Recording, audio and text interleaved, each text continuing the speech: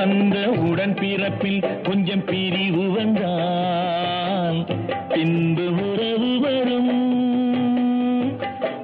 கட்சி யாரிடம் இருக்கிறது, என்ன நடக்கிறது என்பதை புரிந்து கொள்ள முடியாமல் தவிக்கும் அதிமுகவின் சாமானிய தொண்டன் அண்மை காலமாக அடிக்கடி முணுமுணுக்கும் பாடல் இதுவாகத்தான் இருக்கும். முன்பு உறவிருந்தால் பின்பு பிரிவு வரும். ஒரு தாய் வயிற்றில் வந்த உடன் பிறப்பில் கொஞ்சம் பிரிவு வந்தால் பின்பு உறவு வரும். உறவு வருமா, அணிகள் இணையுமா, எது அதிமுக என்ற குழப்பம் தீருமா என்ற கேள்விகளோடு அவ்வை சண்முகம் சாலையில் உள்ள அதிமுக அலுவலகத்தின் முன் சிலையாக நிற்கும் எம்ஜிஆரை ஏக்கத்தோடு பார்க்கும் தொண்டனுக்கு அன்றாடம் ஆளாளுக்கு ஒரு பதில் சொல்கிறார்கள். இரு அணிகளுக்கும் பங்காளி சண்டைதான் என்கிறார் அமைச்சர் திண்டுக்கல் சீனிவாசன். அது உண்மைதான் என ஒப்புதல் தெரிவிக்கிறார் ஓ பன்னீர்செல்வம். இது சும்மா பங்காளிகள் பிரச்சனை தெரியாயிரும், கவலைப்படாதீங்க. ஒன்றும் இல்லைங்க, எல்லாமே சட்டையில் டவுசர்லன்னு வீட்டில் சண்டை போடணும்ல, அந்த மாதிரி எல்லாம் சரியாயிரும். இது உங்களுக்கு இப்போ விளக்கமாக சொல்ல முடியாது, காலம் தான் பதில் சொல்ல சரியாக இருக்கும். ஏதோ ஒரு வகையில் அவர் சண்டை என்று ஒப்புக்கொள்ளப்பட்டதற்கு மிகவும் நன்றி. இரு அணிகள் என்றால் ஓபிஎஸ் இபிஎஸ் அணிகளா, இபிஎஸ் தினகரன் அணிகளா என்று அதிமுக தொண்டன் விழி பிதுங்கும் நேரத்தில் 3 அணிகளும் இணைந்து அதிமுகவை பலப்படுத்துவோம் என முரசறைகிறார் அமைச்சர் செல்லூர் ராஜு. இல்லை, அது அவரின் தனிப்பட்ட கருத்து என பதில் சொல்கிறார் ஓ பன்னீர்செல்வம். 100 ஆண்டுகளானாலும் அதிமுக தான் தமிழகத்தை ஆளும், பல 100 ஆண்டுகளும் அதிமுக கட்சி செயல்படும் என்று சொல்லியிருக்கிறார்கள். எனவே அந்த தாயுடைய வரிகளுக்கு எல்லாரும் ஒற்றுமையாக இருந்து பாடுபடணும் மட்டும் கேட்கல. 3 அணி எல்லா அணியும் ஒன்றாக இணையணும். அவராகவே மறைமுக பேச்சுவார்த்தை நடத்தி கொண்டிருக்கிறார். அது அவருடைய தனிப்பட்ட கருத்தாக இருக்கும் என்று தான் நான் நினைக்கிறேன். ஒரே நாளில் இத்தனை குழப்பம் என்றால் கடந்த பிப்ரவரி 7ஆம் தேதி ஜெயலலிதாவின் சமாதியில் ஓ பன்னீர்செல்வம் தியான மௌனம் கலைத்த பிறகு செவ்வாய்க்கிழமை இரவிலிருந்து எத்தனை விதமான அறிக்கைகள், பேட்டிகள், திருப்பங்கள். ஆனாலும் என்ன செய்வார் அப்பாவி அதிமுக தொண்டர்? எவ்வளவுதான் சுற்றி சுற்றி வந்தாலும் முட்டுச்சந்திலேயே நிற்கிறது பிரச்சனை. தகராறா, தர்மயுத்தமா?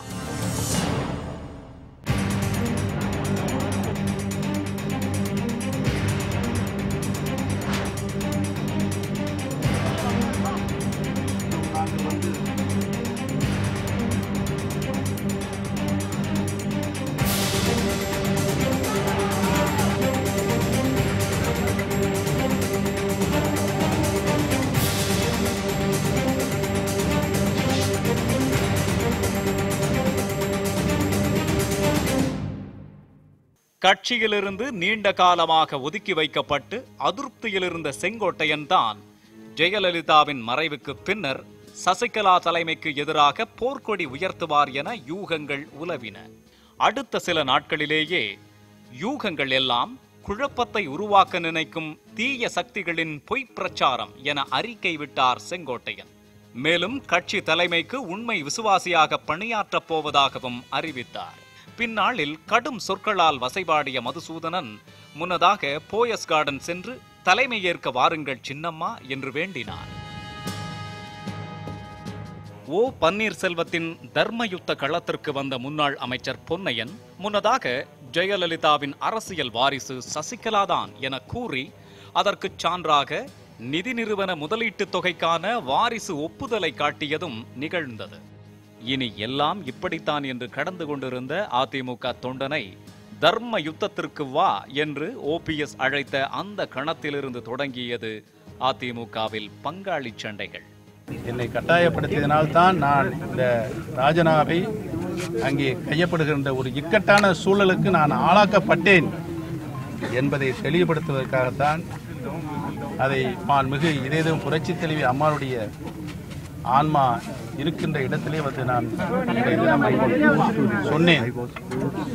புரட்சி தலைவி மாண்புமிகு அம்மாவுடைய ஆன்மாவும் இதை நாட்டு மக்களுக்கும் கோடான கோடி தொண்டர்களுக்கும் நீ தெரியப்படுத்தி விடு என்று மாண்புமிகு அம்மாவுடைய ஆன்மா சொன்னதின் அடையாளமாக தான் இன்றைக்கு நான் உங்களிடம் பேசிக் கொண்டிருக்கிறேன் என்பதனை நான் தெரிவித்துக் கொள்ள கடமைப்பட்டிருக்கிறேன்.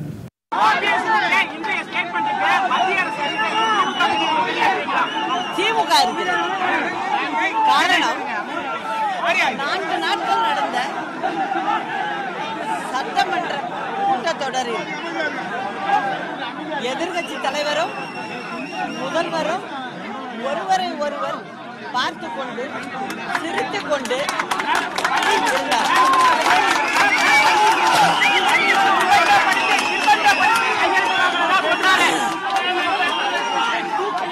நிர்பந்தப்படுத்தி என்று அவர் யாரோ சொல்லி அதை கேட்டு சொல்கிறார்.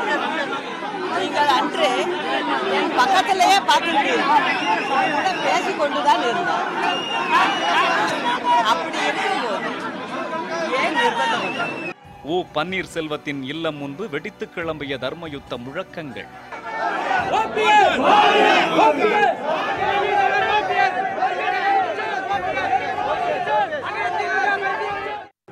மாண்புமிகு இதய தெய்வம் டாக்டர் புரட்சி தலைவி அம்மாவினுடைய மர்ம மரணத்தை சிபிஐயின் வாயிலாக விசாரிக்க வேண்டும் என்ற முதல் கோரிக்கையாகவும், இரண்டாவதாக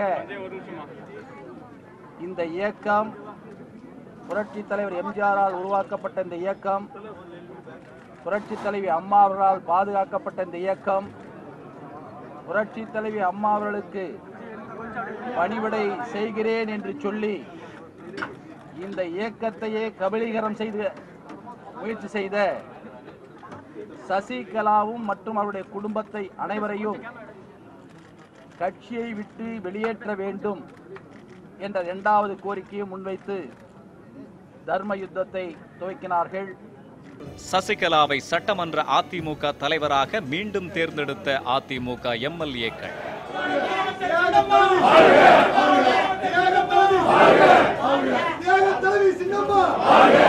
இப்படி ஓபிஎஸ் இல்லத்தையும், போயஸ் கார்டனையும், கூவத்தூரையும், ஆளுநர் மாளிகையையும் மாறி மாறி பார்த்து கொண்டிருந்த அதிமுக தொண்டர்களை பரபரப்பிலேயே வைத்திருந்தன இரு அணி தலைவர்களின் சிறப்பு பேட்டிகள். துரைமுருகன் அவர்கள் ஒரு கருத்தை சொன்னார். நீங்கள் முதலமைச்சராக இருக்க வேண்டும், அதாவது திரு ஓ பன்னீர்செல்வம் முதலமைச்சராக இருக்க வேண்டும் மீதி உள்ள ஆண்டுகளுக்கும், அதற்கு நாங்கள் துணை நிற்போம் என்று கூறினார். அந்த சமயத்தில் நான் எதிர்பார்த்தது திரு ஓ பன்னீர்செல்வம் அவர்களிடம் நிச்சயம் இதற்கு பதில் சொல்வார் என்று எதிர்பார்த்தேன். அவர் என்ன சொல்லியிருக்க வேண்டும்னா, நாங்கள் பெரும்பான்மையோடு ஆட்சிக்கு வந்திருக்கிறோம், எங்களுக்கு உங்கள் தயவு தேவையில்லையே என்று சொல்லியிருக்கலாம். ஆனால் அதை அவர் சொல்லவில்லை.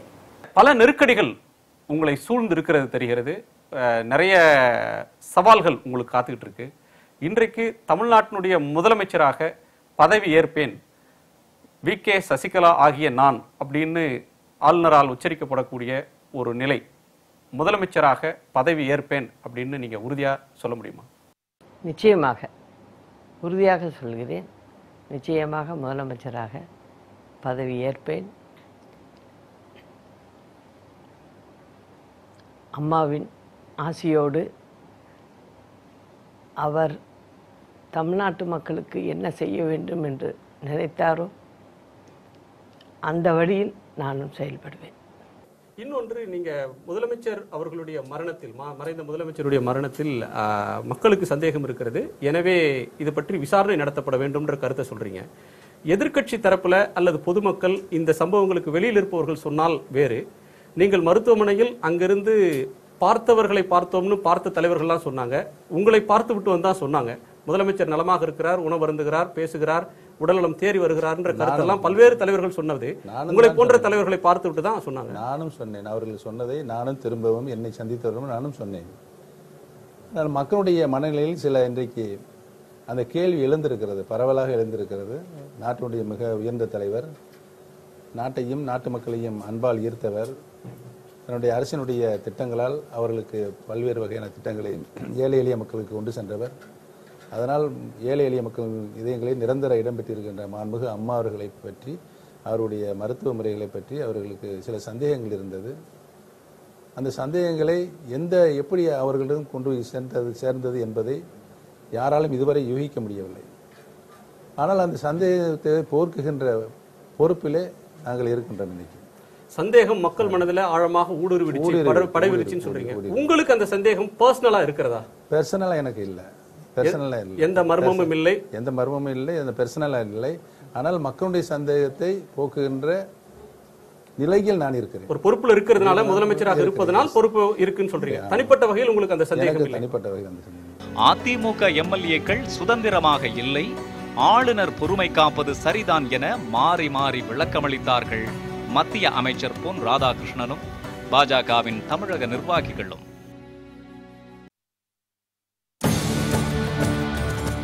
ஆட்சியா கட்சியா? பிப்ரவரி 14ஆம் தேதி சட்டம் தன் கடமையை செய்ய சொத்து குவிப்பு வழக்கில் சசிகலா உள்ளிட்ட மூவரின் தண்டனை உறுதியானது. சசிகலா பரப்பன அக்ரஹாரா சிறைக்கு செல்வதற்கு முன்னர் அடுத்த முதலமைச்சர் எடப்பாடி பழனிசாமி என்ற உறுதியும், கட்சியின் துணை பொதுச் செயலாளர் டிடிவி தினகரன் என்ற செய்தியும் அடுத்த திருப்பமாக அமைந்தது. என்ன எந்த கூட்டுல அடைச்சாலும் என்னதான் அடைக்க முடியும், என் மனசை யாரும் அடக்க முடியாது. என்னுடைய நினைவுகளை யாரும் நிறுத்திட முடியாது. என்னுடைய இருதயத்தில் உள்ள அனைத்து இந்திய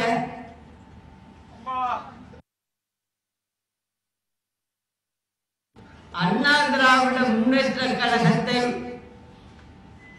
என்னிடமிருந்து எந்த சக்தியும் பிரிக்க முடியாது. நான் இங்கிருந்தாலும் சரி, வேறு மாநிலத்தில் இருந்தாலும் சரி, நான் 24 மணி நேரமும் கட்சி பணியையும் கட்சியை பற்றியும் சிந்தித்துக் கொண்டு இருப்பேன். தினகரனின் பக்க பலத்தோடு ஆளுநர் மாளிகைக்கு சென்ற எடப்பாடி பழனிசாமி ஆட்சி அமைக்க உரிமை கோரினார். கூவத்தூரில் அடைத்து வைக்கப்பட்டிருக்கும் எம்எல்ஏக்களை திறந்துவிட்டால் உண்மை தெரியும், நாங்கள் தான் அதிமுக, எங்களுக்குத்தான் மக்களின் ஆதரவு என்று ஓ பன்னீர்செல்வம் அணியினர் இடைவிடாது முழங்க ஏதோ நடக்கப் போகிறது என்ற எதிர்பார்ப்புகள் அதிகரித்தன. அதாவது எப்படியாவது நீலிக்கண்ணீர் வெடித்து சட்டமன்ற உறுப்பினர்கள் தன் பக்கம் தக்க வைத்துக்கிறாங்க. நான் ஆரம்பத்தில் சொன்ன போல அவங்க ரிலீஸ் பண்ணுங்க, தொகுதிக்கு போயிட்டு வரேன், திரும்ப வந்த பின்னால அவங்க மனசாட்சி போறாங்க, உறுதியாக நல்ல முடிவை ஏற்படுத்தி தருவார்கள். அதற்கு நீங்கள் எல்லாம் பத்திரிகை நிருபர்கள்லாம் நீங்க அவங்கள பார்க்கும் போது யார சசிகலா போய் கேட்கணும். பன்னீர்செல்வம் சைட்ல என்ன சொல்றாங்கன்னா, இவங்க எல்லாம் போய் ஒரு ஹோட்டல்ல போட்டு அடைச்சி வச்சிருக்காங்க, இது என்ன மிருகமா என்ன அடைச்சி வைக்கிறதுக்கு, எல்லாரும் சுதந்திரமா இருக்காங்க, இந்த ஊர் ஜனங்களும் பாக்குறாங்க, எல்லாரும் முகத்திலயும் சந்தோஷம் இருக்கு, எல்லாம் ஒத்துமையா ஒரு குடும்பமா உட்கார்ந்து இருக்கோம். ஆனால் அப்படி எதுவும் அதிசயம் நிகழ்ந்து விடவில்லை.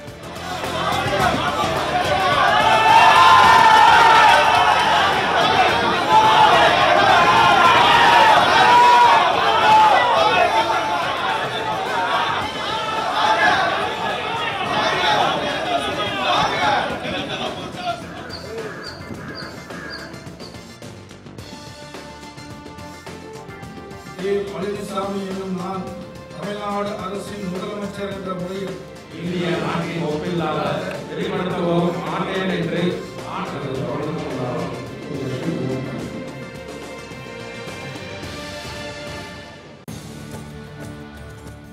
ஆட்சியில் வெற்றி, கட்சியில்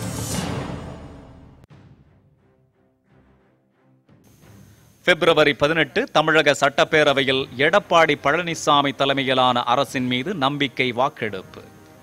ரகசிய வாக்கெடுப்பு வேண்டும் என திமுக வலியுறுத்த எதிர்க்கட்சிகள் மட்டுமின்றி பன்னீர்செல்வம் அணியினரும் அதனை வழிமொழிய சபாநாயகர் அனுமதி மறுக்க கலேபரங்கள் அரங்கேறத் தொடங்கின.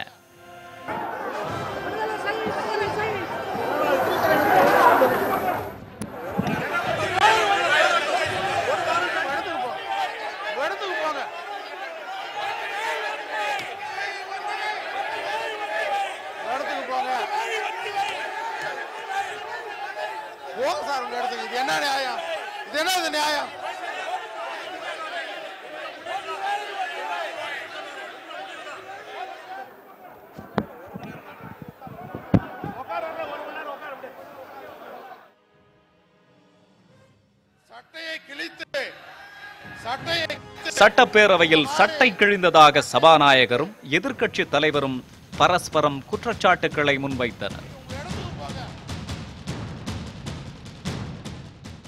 ஒரு சபாநாயகரை சட்டையை கிழித்து இந்த மாதிரி சட்டையை கிழித்து ஒரு சபாநாயகர் பதவியை அவமானப்படுத்துவது எவ்வளவு மோசமாக இருந்தாலும் பரவாயில்லை, அதை நான் தாங்கிக் கொள்கிறேன். அதை பற்றி எனக்கு இல்லை. எனக்கு இந்த சபையில் நீங்க என்னை தேர்ந்தெடுத்திருக்கிறீர்கள். இந்த அவை விதிகள் எனக்கு கொடுக்கப்பட்டிருக்கிறது. அந்த அவை விதிகளைப்படிதான் நான் இந்த சபையை நடத்த கடமைப்பட்டிருக்கிறேன். நீங்கள் சொல்லுவதை எல்லாம் கேட்டு நான் அப்படியே நடக்க வேண்டும் என்று நீங்கள் எதிர்பார்த்தால் தவறு. நான் இந்த சபையை நடத்துகிற போது அவை விதிகளுக்கு எதிராக என்ன செயல்பட்டாலும் தயவு செய்து நீங்கள் சொல்லுங்கள், நான் அதை ஏற்றுக்கொள்கிறேன், அதை திருத்திக் கொள்கிறேன். 3 மணி வரை சபை ஒத்திவைக்கப்படுகிறது என்று சொல்லி சபாநாயகர் இடத்தை விட்டு அவருடைய அறைக்கு போய்விட்டார். ஆனால் திடீரென்று ஒரு 2 மணி அளவில் 2:30 மணி அளவில் ஏறக்குறைய ஒரு 500க்கு மேற்பட்ட காவலர்களை உள்ளே அனுப்பி வலுக்கட்டாயமாக பலவந்தமாக எங்களை எல்லாம் அடித்து துன்புறுத்தி அசிஸ்டன்ட் கமிஷனர் சேசாய் அவரே வெளியிலிருந்து வந்து அவருடைய இன்ஸ்ட்ரக்ஷன் அடிப்படையில், அவருடைய உத்தரவின் அடிப்படையில் எங்களை எல்லாம் அங்கிருந்து குண்டுக்கட்டாக தூக்கி அடித்து உதைத்து ஷூ காலால் மிதித்து எங்களுடைய சட்டைகளை எல்லாம் கிழித்து ஏற்கனவே உட்காயம் வேற ஏற்படுத்தப்பட்டிருக்கிறது. ஆகவே இந்த நிலையிலே கொண்டு வந்து எங்களை வெளியில போட்டிருக்கிறார்கள். மிகப்பெரிய கள்ளேபரங்களுக்கு இடையே நம்பிக்கை வாக்கெடுப்பில் எடப்பாடி பழனிசாமி தலைமையிலான அரசு 122 எம்எல்ஏக்களின் வாக்குகளை பெற்று வெற்றி பெற்றுவிட்டதாக அறிவிக்கப்பட்டது. நம்பிக்கை வாக்கெடுப்பை எதிர்த்து திமுக நீதிமன்றம் செல்ல அடுத்ததாக பலம் பார்க்கும் களமாக வந்தது ஆர்கே நகர் இடைத்தேர்தல்.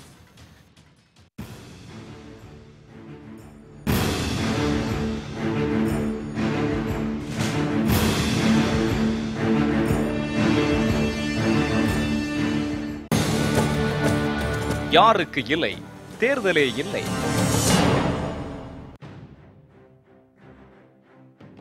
அதிமுக பொதுச் செயலாளர் தேர்வு குறித்த புகாரோடு கட்சிக்கும் சின்னத்திற்கும் உரிமை கோரி பன்னீர்செல்வம் அணி தேர்தல் ஆணையத்தை அணுகியது.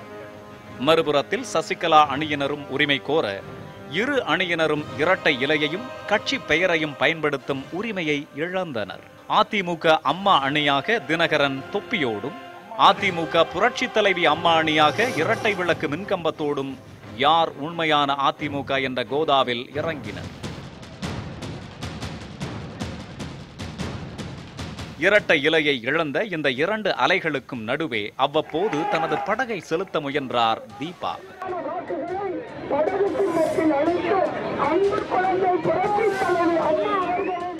முதலமைச்சர் யார் என தீர்மானிக்கும் இடைத்தேர்தல் திருவிழாக்களை பார்த்த தமிழகம் அதிமுக யார் என தீர்மானிக்கும் பெருவிழாவாக ஆர்கே நகர் இடைத்தேர்தலை உற்று நோக்கியது. ஆர்கே நகரில் இருந்திருக்க கூடாதா என தமிழகத்தின் மற்ற தொகுதிகளின் வாக்காளர்கள் ஆதங்கப்படும் அளவிற்கு பணம் அள்ளி இறைக்கப்பட்டதாக குற்றச்சாட்டுகள் அடுக்கப்பட்டன. தமிழக தேர்தல் அதிகாரிக்கு இணையாக மற்றொரு தேர்தல் அதிகாரி நியமிக்கப்பட்டார். இருந்தும் என்ன, இடைத்தேர்தல் நிறுத்தப்பட்டது. இரட்டை இலையை மீண்டும் பெற தேர்தல் ஆணையத்தில் உள்ள அதிகாரிகளுக்கு லஞ்சம் கொடுக்க முயன்றதாக டிடிவி தினகரன் மீது வழக்கு பதிந்து சென்னை அடையாறு நோக்கி புறப்பட்டது டெல்லி போலீஸ். ஒதுக்கினார்களா ஒதுங்கினார்களா?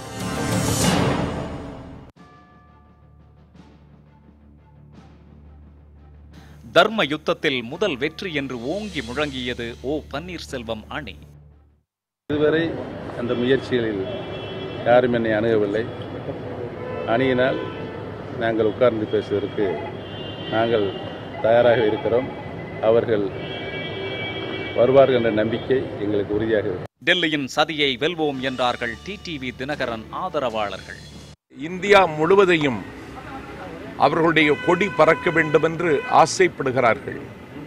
தமிழகம் காலம் காலமாகவே ஒரு தீவாகத்தான் இதுவரைக்கும் இருந்து வந்திருக்கிறது. இது பெரியாரின் பூமி, அண்ணாவின் நந்தவனம், மக்கள் திலகம் எம்ஜிஆரின் தோட்டம், புரட்சி தலைவின் அசைக்க முடியாத ஆஸ்பெட்டாஸ் கோட்டை. இந்த திராவிட இயக்க பூமியில் வகுப்பாத சக்திகள் காலூன்றுவதற்கான வாய்ப்பில்லை. இப்போது நடைபெற்று கொண்டிருக்கிற யுத்தம் ஒரு வகையில் கலாச்சார யுத்தம். இந்த கலாச்சார யுத்தத்தில் எங்கள் தரப்பில் டிடிவி தினகரன் அவர்கள் தலைமை தாங்குகிறார்கள். இறுதி வெற்றி எங்களுக்கு. இந்த கலேபரங்களுக்கு நடுவே ஏப்ரல் 18ஆம் தேதி அவசரமாக கூடிய அமைச்சர்கள் டிடிவி தினகரனை ஒதுக்கி வைக்கிறோம் என்று அறிவிக்க, அவர்களை ஒதுக்கி வைக்க யாருக்கும் அதிகாரமில்லை என்று எதிர்ப்பு தெரிவித்தார் எம்எல்ஏ வெற்றிவேல்.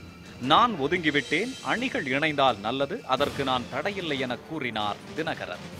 கட்சியும் ஆட்சியும் ஒரு குடும்பத்தின் தலையீடு என்று சொன்னால் முழுமையான அளவிற்கு அவர்களை ஒதுக்கி வைத்துவிட்டு, அதாவது நான் நேரடியாக சொல்ல வேண்டும் என்று சொன்னால் டிடிவி தினகரனை சார்ந்த குடும்பத்தை முழுமையான அளவிற்கு ஒதுக்கிவிட்டு கட்சியும் ஆட்சியும் வழிநடத்துங்கள் என்று ஒட்டுமொத்த அனைத்து இந்திய அண்ணா திராவிட முன்னேற்ற கழக தொண்டர்களுடைய விருப்பம், பொதுமக்களுடைய, தமிழ்நாட்டு பொதுமக்களுடைய விருப்பம். அவங்க யார் சார் ஒதுக்கி வைக்கிறதுக்கு? தலைமை கழகம் எங்கள் கட்சியுடைய கட்சி ஆபீஸு, துணை பொதுச் செயலாளர் யார் ஒதுக்கி வைக்கிறது? இப்போ எந்த சட்டத்தில் அடங்குது? நான் ஒரு மாவட்ட செயலாளர் சார், நான் வந்து மாநில செயலாளர் மாநில செயலாளர் சின்னமாக ஒதுக்கி வைக்க முடியுமா? என்ன சார் பேச்சு இது? ஏன்னா ஒரு பேசுறது லாஜிக் இருக்கணும் சார். அதை கேள்வியை கேட்காதீங்க. It's no. ஒரு மீனவர் அணியினுடைய மாநில செயலாளர் அவர் இருங்க. ஒரு மீனவர் அணி நிர்வாகி கூட போட முடியாது ஒரு மாநில செயலாளர் அதிமுக ஹிஸ்டரி பிரகாரம். அதையும் நமது எம்ஜிஆர்ல அம்மா அறிவிச்சாதான் உண்டு. மீனவ அணியினுடைய ஒரு வட்ட நிர்வாகி போறது கூட அம்மா தான் அனௌன்ஸ் பண்ற கட்சி இந்த கட்சி. இவர் வந்து இவங்க ஃபேமிலியை ஒதுக்கி வைக்கிறேன், கட்சியை ஒதுக்கி வைக்கிறேன், துணை பொதுச்சாரை ஒதுக்கி வைக்கிறேன். இதெல்லாம் நடக்கிற விஷயம் கிடையாது. அவங்க வந்து என்கிட்ட சொல்லி தான் நானே அறிவிச்சிருப்பேன். முதிர்ச்சி இருக்குன்னு சொல்றீங்களே, அவங்களோட இந்த கருத்துல உறுதியா இருக்கும் பட்சத்துல நீங்க ஒதுங்குவதற்கு தயாரா? அவன் ஒதுங்குன்னு சொல்லிட்டு நான் நேரத்தை ஒதுக்கிட்டேனே. நீ பார்ட்டி ஆஃபீஸில் வந்து சொல்லிட்டு ஒதுங்கிட்டேன்னா நான் இவங்கெல்லாம் வேணாம் அப்படின்னு ஏதோ ஒரு இல்லை ரிட்டன் ரிசர்வேஷன்லாம் என்னை வந்து ரிசர்வேஷன் எதுக்கு பண்ணணும்? என்னை பொதுச்செயலாளர் தான் எடுக்கணும். எங்கள் பொதுச்செயலாளர் கொடுத்த பதவியை நான் அவங்க அமைதியாக ஒதுங்கி இருக்க போகிறேன், அவ்வளோதான். இதில் வந்து இவங்க வந்து ஒதுக்கணும்னு சொன்னாங்க, ஒதுங்கி இருக்க போகிறோம். அதில் ஒன்றும் எந்த தவறும் இல்லையா? எம்எல்ஏக்கள் வந்து அவங்களையும் பார்த்து எல்லாம் ஒத்துமையாக இருங்கன்னு தான் சொல்லுவேனே தவிர நான் இவங்க மாதிரி எங்கள் கட்சிக்காரர்களுடைய சகோதரர்களாக இருக்கிறவங்கள்ட்ட எனக்கு சண்டை போடணுங்கிற எண்ணமே கிடையாது. பொதுக்குழுவால் நியமிக்கப்பட்ட பொதுச் செயலாளர் பரப்பன அக்ரஹாரா சிறையில், அவரால் அறிவிக்கப்பட்ட துணை பொதுச் செயலாளர் திகார் சிறையில். அடுத்தது என்ன? அணிகள் இணைப்புத்தானே என எண்ணியிருந்தார் அதிமுக தொண்டர். இணைப்பு முயற்சி, சந்திக்காத குழுக்கள்.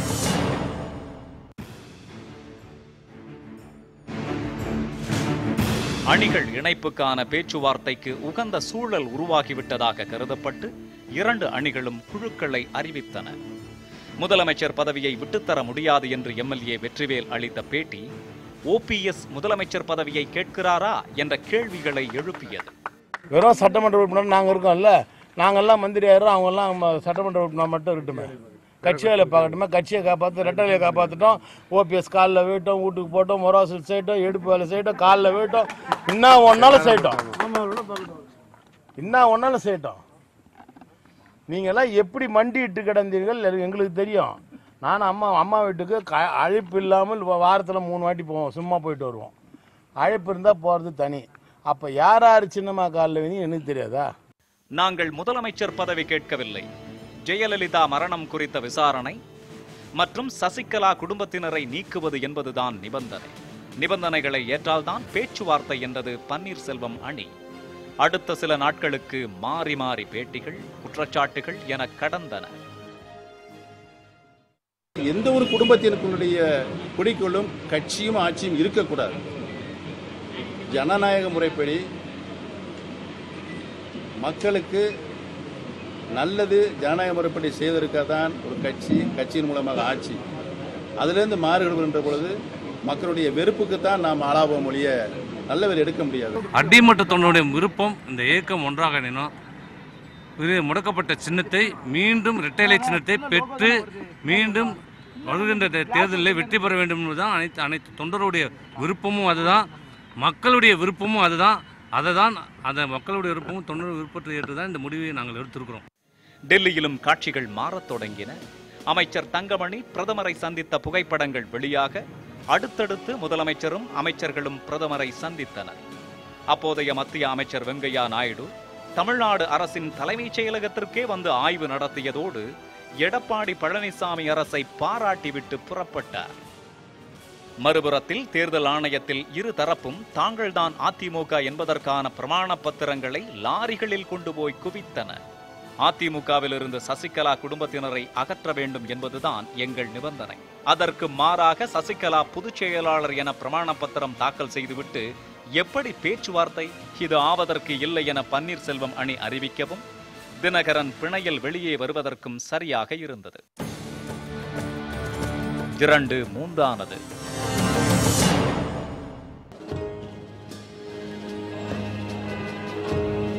திகார் சிறையிலிருந்து வெளியே வந்த தினகரன் இன்னும் 60 நாட்கள், அதற்குள் இணையுங்கள், இல்லையேல் நானே களத்தில் இறங்குவேன் என அறிவிக்க அதன் பின்னர் 2 அணி 3 இரட்டை இலை சின்னத்தை பெறுவதற்கு இவர்கள் செய்கின்ற முயற்சி வெற்றியடைய வேண்டும் என்பதற்காக நான் ஒதுங்கி இருக்கிறேன் என்றேன். மீண்டும் அதே நிலையிலே இன்னும் 60 நாட்கள் ஒதுங்கி இருந்து என்ன செய்கிறார் என்பதை பொறுத்து பார்ப்போம்.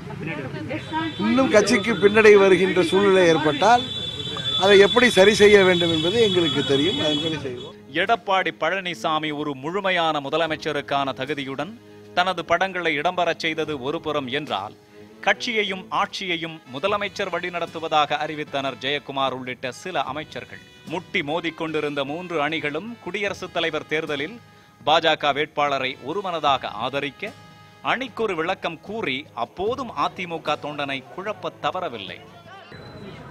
பாரத பிரதமர் அவர்கள் வைத்த கோரிக்கை நிறைவேற்றுகின்ற விதமாக பாரதிய ஜனதா கட்சியினுடைய வேட்பாளராக அறிவிக்கப்பட்டுள்ள மரியாதைக்குரிய உயர்திரு ராம்நாத் கோவிந்த் அவர்களை ஏகமனதாக ஆதரிக்கிறோம் என்று தீர்மானிக்கப்பட்டது என்பதை தெரிவித்துக் கொள்கின்றேன்.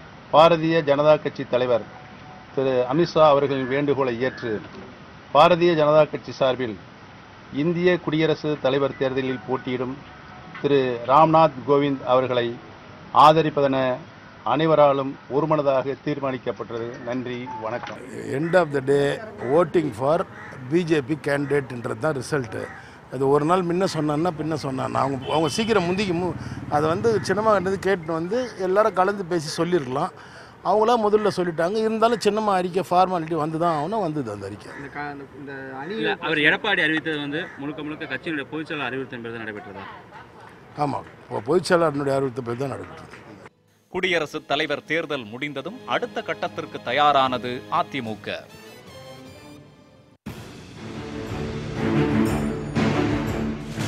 அதிமுகவில் யார் பிக் பாஸ்? ஒரு சிறிய இடைவேளைக்கு பிறகு.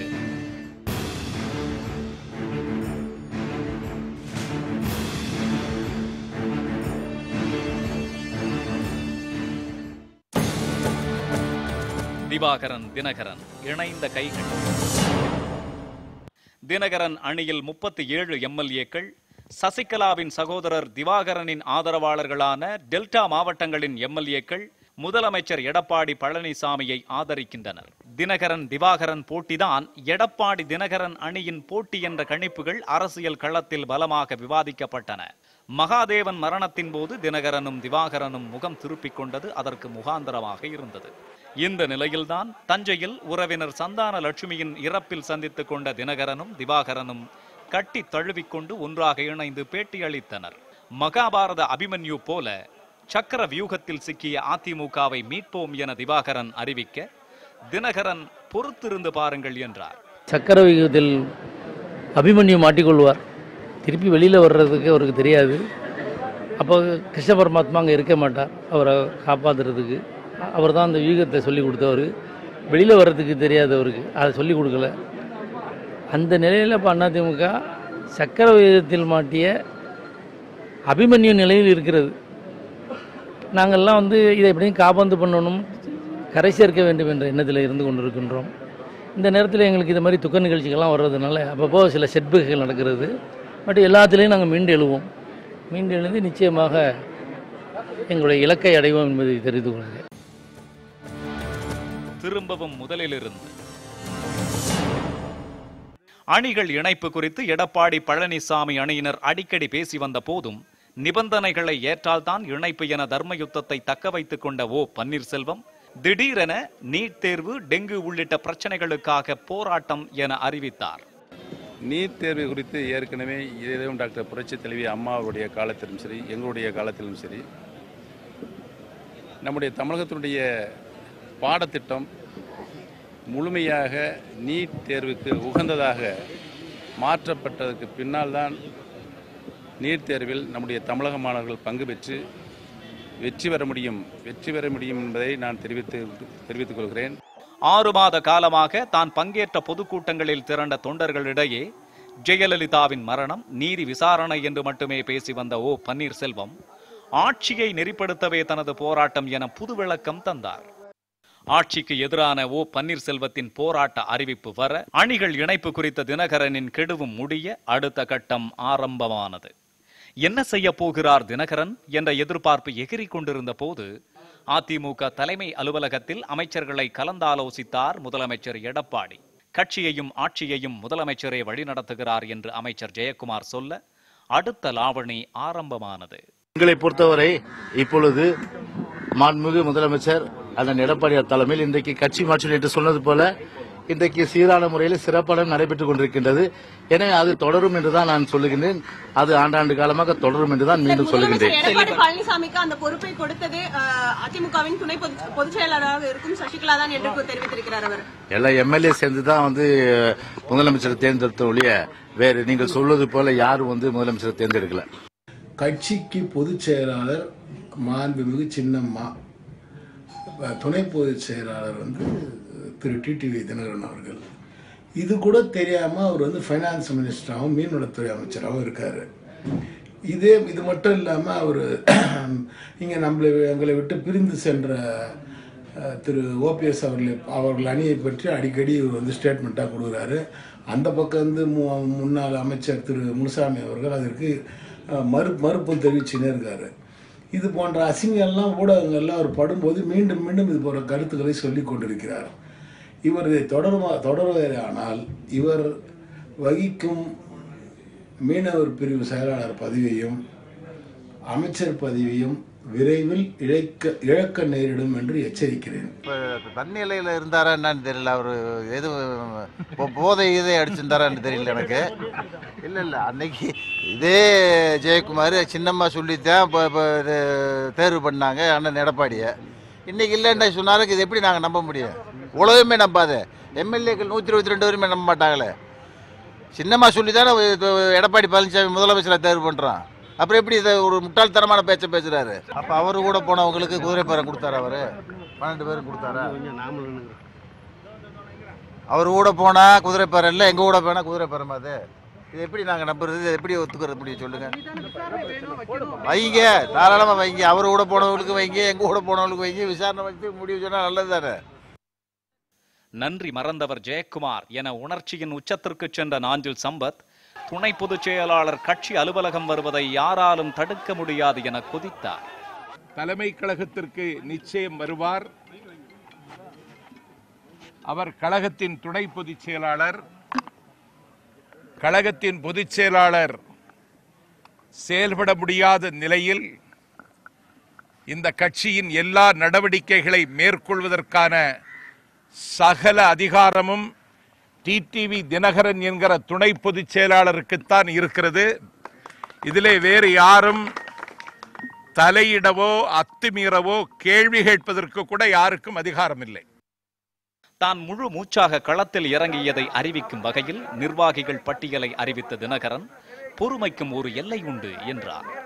நடவடிக்கை என்பது ஒரு நிமிடத்தில் செய்யக்கூடிய விஷயம். ஆனால் ஒரு எங்களோட இயக்கத்தில் உள்ள ஒரு நண்பரை சகோதரர்களாக நாங்கள் நினைப்பவர்கள், அதுபோல நாங்கள் பொறுப்பான பதவியில் உள்ளவர்கள், நாங்கள் பொறுப்பற்ற முறையில் பேசக்கூடாது, பொறுப்பற்ற முறையில் நான் நடந்து கொள்ள மாட்டேன். அதே நேரத்தில் பொறுமைக்கும் எல்லை உண்டு. அதுவரை சற்று காத்திருங்கள். நியமனம், நீக்கம் எது நிகழ்ந்தாலும் மூச்சு விடாமல் இருந்து பழகிய அதிமுக நிர்வாகிகள் நீக்குவதற்கு நீ யார், நியமிப்பதற்கு உனக்கென்ன அதிகாரம் என வரிந்து கட்டுகிறார்கள். டிடிவி தினகரன் கொடுத்த பதவி, மகளிர் இணைச் செயலாளர் பதவி எனக்கு தேவையில்லைன்னு நாங்கள் முடிவு பண்ணிட்டோம். அதனால் நாங்கள் கடலூர் மாவட்டத்தில் சட்டமன்ற நாடாளுமன்ற உறுப்பினர் அனைவரும் அண்ணன் எடப்பாடியார் தலைமை கீழ் தான் வைக்க ஆசைப்படுறோம். இது அம்மாவோட ஆட்சி, இது அம்மாவோட அரசு. இது நாங்கள் சிறப்பாக நடக்கும்ன்றதுனால நாங்கள் எல்லாமே அண்ணனோட வழியில் அண்ணனுக்கு கீழே தான் நாங்கள் இருக்க ஆசைப்படுறோம். கட்சி அவர் சொல்றாரு, நான் ஆதரவா இல்லை, மொத்தம் அதிமுக நாங்கள் அவள் தான். இதில் வேற ஏதாவது உங்களுக்கு நிர்பந்தம் இருக்குதா, அழுத்தம் இருக்குதா?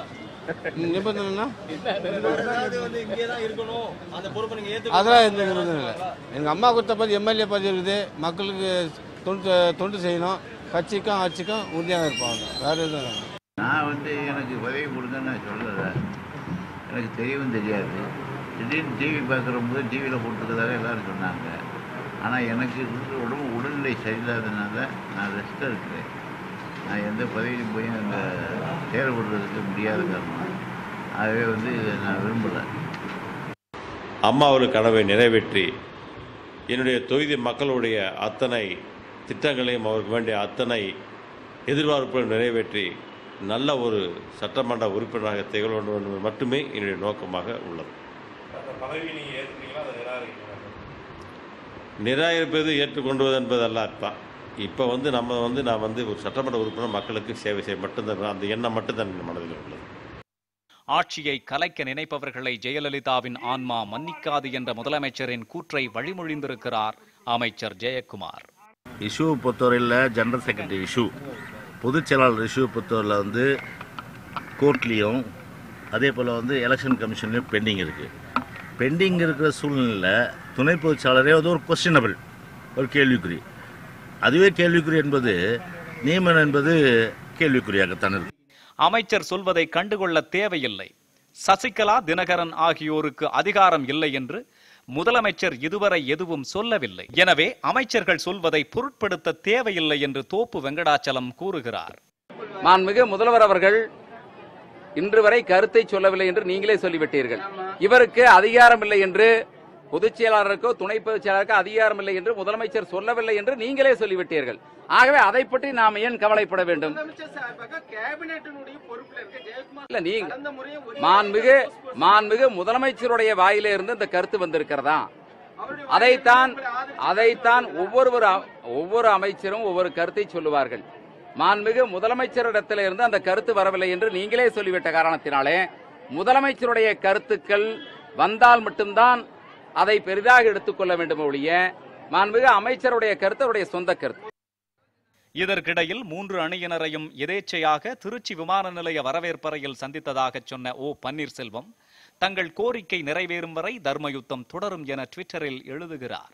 திரும்பவும் முதலிலிருந்தா என வடிவேலு போல வருத்தப்படும் அதிமுக தொண்டர்களில் பலர் யார் தலைமையோ யார் முதல்வரோ எப்படியோ இது முடிவுக்கு வந்தால் போதும் என நொந்து கொள்கிறார். எனக்கு பின்னாலும் இந்த கட்சி அனைத்து இந்திய அண்ணா திராவிட முன்னேற்ற கழகம் 100 ஆண்டு காலம் இந்த கட்சியை வழிநடத்தி செல்ல வேண்டும், 100 ஆண்டு காலம் தமிழகத்தில் ஆட்சி நடத்த வேண்டும், சிறப்பாக நடத்த வேண்டும் என்று தமிழகத்திலே சூழலித்தார்கள். அவர்களுடைய ஆசையை நிறைவேற்றும் பொருட்டும் புரட்சித் தலைவர் எம்ஜிஆர் அவர்களுடைய துவக்கிய அனைத்து இந்திய அண்ணா திராவிட முன்னேற்ற கழகம் தமிழ்நாட்டில் மீண்டும் அவர்களுடைய ஆட்சியை தமிழ்நாட்டில் பிடிக்க வேண்டும். ஒவ்வொருத்தரும் ஈகோ பார்த்து கொண்டு இருப்பதனால தான் இந்த கட்சி வந்து இந்தியாவிலே 3வது இடத்தை புரட்சித் தலைவி அம்மா கொண்டாந்தாங்க. அது மாதிரி இருக்க சூழ்நிலையில் நம்ம ஒன்று சேர வேண்டும். எதிர்க்கட்சிகளுக்கு கண்டிப்பாக இடம் கொடுத்துடக்கூடாது, நம்ம சோட போயிடக்கூடாது. அத்தனை பேர் தலைவர்களுக்கு ஒன்று சேர வேண்டும் வேண்டும் என்று மிகுந்த தாழ்மையுடன் கேட்டுக்கொள்கிறேன். நாட்டு ஜனங்களுக்கு தெரியக்கூடியது, மக்களுக்கு தெரியக்கூடியது என்னென்னா ரெட்டை இலை சின்னங்கிறது எம்ஜிஆர் எங்களுக்கு அடையாளம் காமிச்சிட்டு போனது அது ஒன்று தான். இவங்க தனித்தனியாக இல்லாமல் எல்லாம் ஒன்று சேர்ந்து பாடுபட்டால் மக்களுக்கு இது நல்லா இருக்கும், இது எடுத்துக்காட்டாகவும் இருக்கும். இதை ஜனங்க விரும்புகிறாங்க, இதை ஜனங்க நம்புகிறாங்க. இதுதான் எங்களுடைய பாலிசி. எங்களுக்கு பிடிச்சி தெரிஞ்சது அந்த ரெட்டை இலை ஒன்று தான். வழக்கமாக கட்சி 2 பட்டால் ஆட்சிக்குத்தான் ஆபத்து. ஆனால் அதிமுக 3 பட்ட பின்னரும் தற்போது வரை ஆட்சிக்கு ஆபத்தில்லை. அப்படியானால் இந்த கலைவரங்கள் எல்லாம் யாரால், எதற்காக, இவர்கள் ஆடுகிறார்களா அல்லது ஆட்டி வைக்கப்படுகிறார்களா என்ற கேள்விகள் மண்டையை குடைய கட்சி அலுவலகத்தை கடந்து போகிறார் அப்பாவி தொண்டர். தொண்டனின் கவலை கட்சி என்றால் மக்களின் கவலையோ நீட் பிரச்சனை, ரேஷன் பொருட்கள் ரத்து உள்ளிட்ட பல்வேறு பிரச்சனைகளில் தெளிவான முடிவுக்கு வராத தமிழகத்தின் ஆட்சியை பற்றியதாகத்தான் இருக்கிறது. இந்த சூழலில் அடுத்து என்ன நடக்கும், எப்போது கிளைமேக்ஸ் என்ற கேள்விகளோடு இந்த நிகழ்வுகளை உற்று நோக்கிக் கொண்டிருக்கும் அரசியல் விமர்சகர்களை அணுகினோம். இனிமேல் இணைப்பு அப்படிங்கிறதுக்கு சாத்தியமே இல்லை அப்படிங்கிற சூழல் தான் தெரியுது. ஏன்னா பன்னீர்செல்வம் அவர்களை பொறுத்த வரைக்கும் அந்த இணைப்புக்கான ஒரு குழு ஒன்று அமைச்சாங்க. அந்த குழுவையும் கலைத்து விட்டார்கள். இனி இணைப்புக்கான ஒரு சூழலே தெரியவில்லை. ஏன்னா பழனிசாமி ஃபேக்ஷன் ஒன்றாகவும் பன்னீர்செல்வம் ஃபேக்ஷன் ஒன்றாகவும் தான் இருந்தது. இப்போ 3ஆக பிரிஞ்சிருக்கு. இனி வரும் காலங்களில் இது 4ஆக பிரியுமா, இணையுமா என்பது கேள்விக்குள்ளான ஒரு விஷயம். உள்ளாட்சி தேர்தல் என்பது முதல் ஒரு பரிசோதனையாக இந்த அரசாங்கத்துக்கும் அதிமுகவுக்கும் இருக்கும். அப்போது யார் இவர்களை ஒருங்கிணைக்கிறார்களோ அவர்களுக்கு பின்னால் அணிதிரளக்கூடிய இது 2 அணியாக இப்போது இருப்பது போல 2 அணியாக அவர்கள் அந்த உள்ளாட்சி தேர்தலை சந்தித்து அந்த இடத்தில் தங்களுடைய வலிமையை யார் நிரூபிக்கிறார்களோ அவர்களுக்கு பின்னால் அதிகம் பேர் ஒன்று திரளக்கூடிய வாய்ப்பு இருக்கிறது. ரெட்டை சின்னம் சம்பந்தமாக வரக்கூடிய ரூலிங்க்கு பிறகு தான் நம்ம அதை என்னன்னு சொல்ல முடியும். அதனால் ஆஸ் ஆஃப் நோ இந்த பால் இஸ் இந்த எலெக்ஷன் கமிஷன்ஸ் கோர்ட். யாருக்கு அவன் சின்னத்தை அலாட் பண்ணுறானோ அவங்க பின்னால் மற்றவங்களாம் ஆட்டோமேட்டிக்காக ஓடி வந்துடுவாங்க. ஏன்னா சின்னம் தான் அவங்களோட ஒரே ஸ்ட்ரென்த், வேறு எதுவும் கிடையாது. ஒருவேளை சின்னத்தை பர்மனெண்ட்டாக ஃப்ரீஸ் பண்ணிட்டான்னா அப்போ என்ன நடக்கும்ன்றதை இப்போ நம்ம ஜோசியம் சொல்ல முடியாது. கொஞ்சம் பேர் பிஜேபிக்கு போவான், கொஞ்சம் பேர் திமுகவுக்கு போவான், மற்ற பார்ட்டிஸ்க்கு போகிறதுக்கு வாய்ப்பு இருக்குது. அதை ப்ரெடிக்ட் பண்ணுறது ரொம்ப கஷ்டம். ஓபிஎஸும் இபிஎஸும் ஒன்று சேர்ந்தாதான் அப்போ தான் அவங்களோட 2 பேரோட காமன் ப்ரோக்ராம் என்னென்னா சசிகலா குடும்பத்தை ஓரம் கட்டணுங்கிறது. இவங்க 2 பேரும் ஒன்று சேர்ந்து தான் அதை செய்ய முடியுமே தவிர தனித்தனியாக செஞ்சிட்ருக்கிறது கஷ்டமாகும். அதனால தான் அந்த குழப்பத்தை அந்த குட்டையில் இருக்கிற குழப்பத்தினால தான் அதில் மீன் பிடிக்கணுன்ட்டு தினகரன் பார்க்குறாரு. அது தேவையில்லாமல் கேடர்ஸ்க்கு மத்தியிலையும் மக்கள் மத்தியிலையும் ஒரு கன்ஃபியூஷனை கிரியேட் பண்ணுது. சின்னம் கட்சி யாருக்கு என்ற முடிவுக்கு தேர்தல் ஆணையம் இப்போதைக்கு வராது என்பதே இவர்களின் கருத்தாக இருப்பதை பார்க்கையில் என்னமோ நடக்குது, மர்மமாயிருக்குது என்ற பாடல்தான் நினைவுக்கு வருகிறது. மர்மமாயிருக்குது, என்னமோ நடக்குது, மர்மமாயிருக்குது, ஒண்ணுமே புரியலே உலகத்திலே.